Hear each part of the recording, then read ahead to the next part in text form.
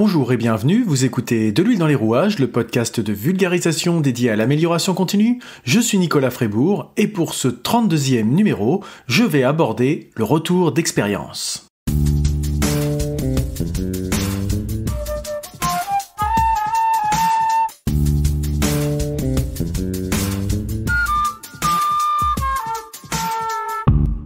Si vous me suivez depuis quelque temps, ou même depuis peu, vous savez peut-être déjà que le retour d'expérience, c'est un sujet qui me tient à cœur, que j'aborde très souvent, qui permet de poser les bases et d'orienter la stratégie selon moi, et que je considère comme un élément clé, une étape indispensable de toute démarche d'amélioration continue, ceci pour ne pas naviguer à vue et fonctionner selon une improvisation permanente. Alors le retour d'expérience, parfois abrégé en REX, R-E-X ou RETEX, R-E-T-E-X. Vous le retrouverez régulièrement dans les démarches d'amélioration continue. Alors la dénomination RETEX, c'est quelque chose qu'on retrouve de plus en plus fréquemment, même si c'est une dénomination qui vient plutôt a priori de la société civile pour les situations de crise, afin d'apprendre collectivement de ses erreurs et éviter de les refaire à l'avenir. Donc l'esprit reste le même, mais on est plutôt dans l'aspect retour d'expérience vis-à-vis d'une situation de crise. Quoi qu'il en soit, quelle que soit la dénomination, le retour d'expérience, c'est ce qui permet de faire l'évaluation de l'efficacité des actions qu'on a mises en place à une époque.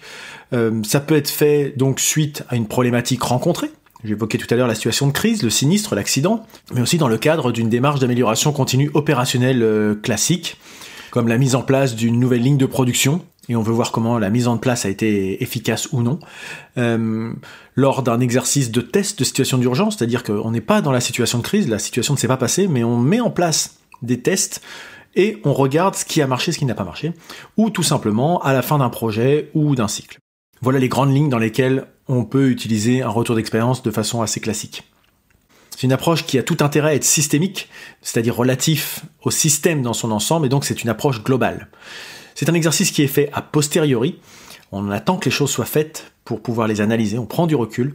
L'objectif étant, comme je l'ai déjà un petit peu évoqué, de tirer les leçons en identifiant les manques et en identifiant également les bonnes pratiques. Les manques afin de mettre en place des actions pour y remédier à l'avenir, et donc éviter de reproduire les erreurs du passé, et identifier les bonnes pratiques, c'est pour capitaliser dessus, pour renforcer, pour que tout le monde puisse en bénéficier, et qu'on puisse au contraire, des manques, les reproduire, ces bonnes pratiques. C'est par exemple ce que j'ai fait dans mon article « Bilan de l'année 2020 et perspective 2021 ». Alors je l'avais déjà fait l'année précédente, ça me permet de faire justement, comme le nom l'indique, le bilan de ce qui s'est écoulé, donc du cycle, là on est plutôt sur un cycle, et d'anticiper celui à venir, puisque je pars sur un cycle annuel. Mais rien n'empêche de réorienter au fur et à mesure et de faire des retours d'expérience intermédiaires. Et donc faire un retour d'expérience, c'est mettre en place une approche structurée de démarche d'amélioration continue. Ça permet de garder en mémoire les événements en se basant sur du factuel et pas sur du ressenti. C'est un exercice qui doit être factuel. En toute logique, ça permet ainsi de réfléchir et prendre du recul sur les expériences et les actions identifiées puis mises en place ou non par le passé. En effet, comme je l'ai évoqué dans les articles de blog cités précédemment, ça permet de se poser les bonnes questions pour faire le retour d'expérience et ainsi analyser les points forts et les axes d'amélioration. Par exemple, en se posant les questions « Qu'est-ce qui a marché ? Qu'est-ce qui n'a pas marché ? Pour quelles raisons ? Et qu'aurais-je pu faire autrement ou mieux ?» En effet, si je ne sais pas identifier quelles ont été mes erreurs, je ne peux pas les corriger et je risque donc de les reproduire. Et il en va de même pour ce qui a fonctionné. Si on ne sait pas pourquoi ça s'est bien passé, il y a peu de chances que ça se reproduise, à part le coup de chance. Mais comme vous le savez également si vous me suivez, c'est pas forcément que je ne crois pas à la chance, c'est plutôt que je pense qu'on peut créer les conditions pour faciliter la chance, comme on l'appelle de façon générale. Et donc cette démarche d'amélioration continue, ça permet d'estimer si l'atteinte ou non des objectifs n'est due justement qu'à cette chance, au hasard, ou si c'est le résultat des actions mises en place. En effet, quand on met en place des actions, quand on arrive au résultat final, qu'on fait le bilan, qu'on se retourne, qu'on évalue l'efficacité et la performance de ce qu'on a mis en place, c'est bien de se poser la question de savoir est-ce qu'on a mis en place les actions. Parce que des fois on atteint nos objectifs, mais on n'a pas fait les actions prévues, et des fois on n'atteint pas nos objectifs, et on se dit ouais mais en fait on n'a pas fait ce qu'on avait prévu. Et est-ce qu'il y a un lien de causalité ? Ça, c'est le retour d'expérience et l'analyse qui sont importantes derrière. Mais il est bien important de savoir ça pour se dire est-ce que l'énergie et souvent le temps, l'argent associé a été utilisé de manière efficace ? Parce qu'il y a beaucoup d'entreprises que je peux suivre qui mettent en place des actions et quand on se demande en quoi ça participe à l'atteinte de leurs objectifs, il n'y a pas de réponse. On dit, on fait ça parce qu'on fait ça, parce qu'on nous l'a demandé. Mais finalement, c'est peut-être des actions qui sont inutiles. Et à la fin, si on ne tire pas le bilan et donc le retour d'expérience de ces actions-là, on va les pérenniser alors qu'elles n'apportent rien. Qu'elles alourdissent parfois le système et que ça peut aussi participer à la démotivation, au désengagement des collaborateurs qui se disent « mais moi j'ai l'impression de faire des choses complètement inutiles dans l'entreprise ». Là je prends un exemple extrême, mais même pour des plus petites choses, des choses moins engageantes que ça, c'est important de se poser les questions régulièrement. En tout cas c'est mon point de vue. Et donc sur la base de ce bilan, de ce retour d'expérience, je peux ensuite fixer mes objectifs et élaborer mon plan d'action, avec cette approche basée sur les preuves que j'ai déjà abordées et qu'on retrouve comme principe des démarches d'amélioration continue. Et donc, en mettant ce plan d'action, ça me permet aussi d'identifier des priorités, parce qu'encore une fois, on peut avoir plein d'actions à lancer, mais prioriser ces actions, que ça soit en termes de moyens ou de délais ou d'ordre d'importance, en termes de critères pour l'atteinte des objectifs, ça c'est important aussi. Et donc cette démarche de retour d'expérience, ça permet d'apprendre pour ne pas réinventer à chaque fois et de repartir de zéro en mettant en place des actions préventives pour nous aider à atteindre nos objectifs, encore une fois, et pas se retrouver dans l'improvisation et se dire mince, je l'avais pas vu venir, si j'avais su, etc., etc. Alors que finalement, des fois, on l'a su, on l'a juste oublié parce qu'on n'a pas capitalisé dessus. Alors selon la taille de l'entreprise, l'exercice peut se faire de manière plus ou moins collective. Moi, je suis tout seul, donc je le fais tout seul, mais en m'appuyant sur des retours d'expérience de clients, sur sur des partenaires, sur des sujets que j'ai pu avoir. Si vous le regardez si vous lisez l'article, vous avez le taux de satisfaction client, par exemple, qui ne dépend pas que de moi. Là, j'ai dû m'appuyer sur des retours de mes clients. Et bien sûr, plus le travail est réellement collaboratif et collectif, plus il peut être riche, parce que justement, on a plusieurs approches, on n'a pas qu'un seul son de cloche.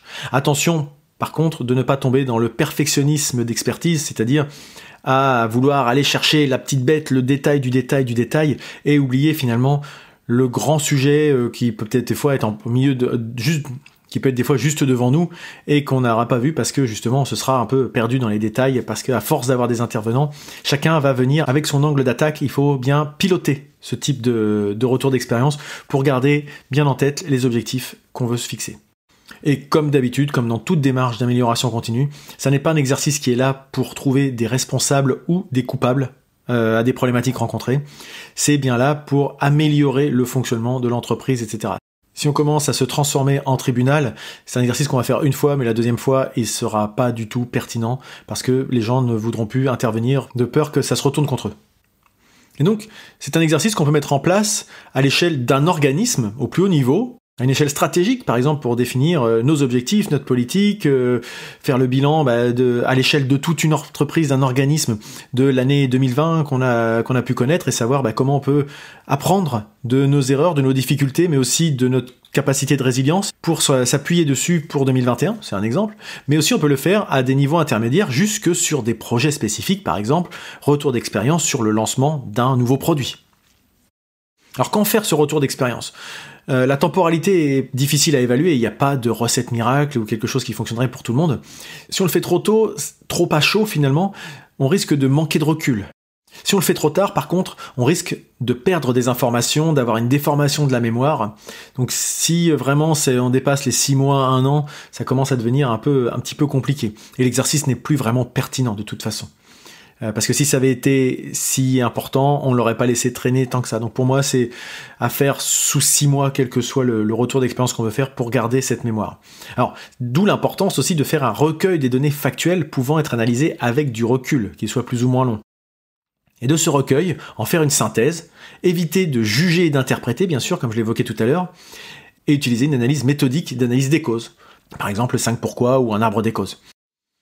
Et si besoin, il doit mettre en place un plan d'action pour déployer ce qui a été défini, voire l'intégrer dans le système pour pérenniser certaines actions. L'important étant également de le formaliser, ce retour d'expérience, afin d'en garder une trace, pour garder la mémoire, parce que dans 2 ans, si le sujet se reproduit, peut-être que les gens qui étaient là quand ils ont connu tel ou tel événement ne s'en rappelleront plus ou auront quitté l'entreprise. Donc ça permet d'être un moyen de communiquer dessus pour que ça bénéficie aux personnes concernées au-delà du groupe chargé de réaliser ce retour d'expérience.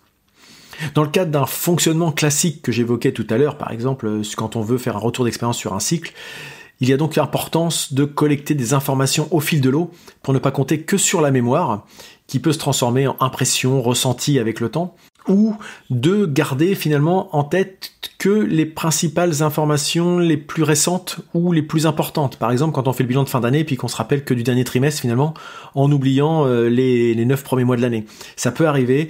C'est par exemple ce qu'on peut retrouver moi j'ai déjà pu vivre ça dans des entreprises où les collaborateurs que j'audite me disent ouais mais moi les entretiens annuels j'ai pas vraiment envie de les faire parce que on me reproche que ce que j'ai fait dans les 15 derniers jours et on oublie tout ce que j'ai fait le reste de l'année. C'est un petit peu pour pas tomber dans ce travers-là. Alors là, vous allez trouver peut-être que j'exagère, mais c'est vraiment des sujets que j'ai entendus et dans plusieurs entreprises. Donc c'est pas un seul fonctionnement, ce coût des entretiens annuels. Et je trouve que c'est assez représentatif finalement quand on fait un bilan là annuel. Finalement, un entretien annuel, il y a une partie retour d'expérience. Qu'est-ce que la personne a bien fait, ses points forts, ses axes d'amélioration, etc. Et si on ne retient effectivement, alors là, quand on me dit les 15 derniers jours, là, j'exagère, c'est plutôt, en général, on me parle justement du dernier trimestre que j'évoquais tout à l'heure. Mais effectivement, on a une vision biaisée si on ne s'est pas appuyé sur des preuves sur lesquelles s'appuyer tout au long de l'année. Parce que la mémoire de tout un chacun a ses limites. On peut pas se rappeler de tout. Donc, d'où l'intérêt, quand on lance un produit, par exemple, de faire des point de passage un petit peu formel, pas forcément besoin de lancer des usines à gaz, mais en se disant, comme ça, à la fin de l'année, on pourra s'appuyer sur ces tableaux de bord, par exemple, sur ces rapports d'analyse, sur ces évaluations, etc. Enfin, quel que soit le thème que vous voulez, mais en tout cas qui vous permettent de jalonner ce parcours de retour d'expérience. Voilà donc ce que je pouvais vous dire sur le retour d'expérience en quelques mots. Alors bien sûr, il y en aurait beaucoup à dire dans l'opérationnel, la mise en place, des exemples concrets, etc. Mais l'idée c'était de vous sensibiliser, si ce n'est pas le cas, c'est peut-être déjà le cas, à cette démarche qui est un élément structurant justement pour moi, parce que quand on veut s'améliorer, il faut bien savoir sur quoi on veut s'améliorer. Et l'amélioration, la capitalisation, tout ça, je trouve que le retour d'expérience est un outil très très important par rapport à ça. Quelle que soit sa périodicité, je vous ai dit, ça peut être fait annuellement, ça peut être fait tous les 2 ans, ça peut être fait mensuellement selon vos besoins. Ça, c'est tout à chacun de le définir, mais il faut avoir une certaine méthodologie, une structure dans l'entreprise, un fonctionnement qui vous permette de ne pas oublier ça. Il y a beaucoup d'entreprises qui ont défini ce retour d'expérience dans leur système de management. Et quand on les audite, on dit oui mais ça on n'a jamais le temps de le faire, on n'a pas le temps de se poser, de prendre du recul, etc.